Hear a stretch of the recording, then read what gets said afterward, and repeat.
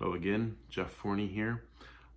Someone asked me to make a video on how do you pronounce the forms of Haber. Haber is the infinitive form of hay, which means there is or there are.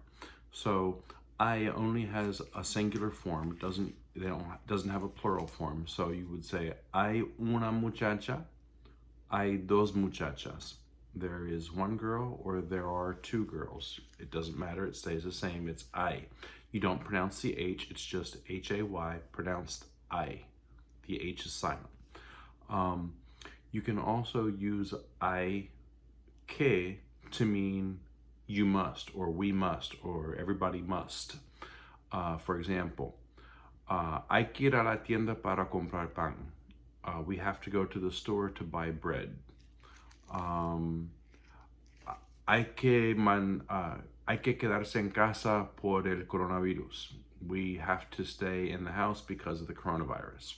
So I can mean there is or there are, or used with hay que, it can mean you have to.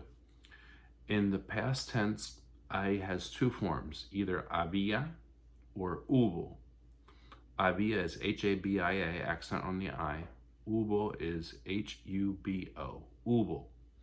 So había, you say for when there was something there. For example, había un plato en la mesa.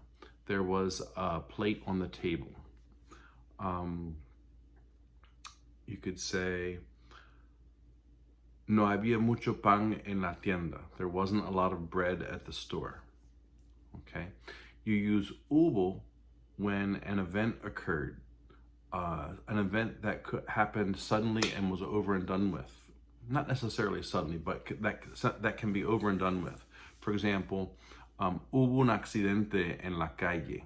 There was an accident on the street. Hubo una pelea.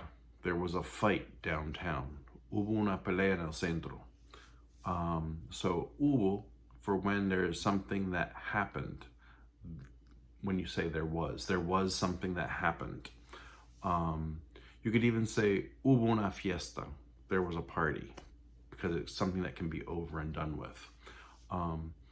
In the future, it would be habrá, H-A-B-R-A, accent on the A. No habrá mucha gente en mi fiesta. There won't be a lot of people at my party.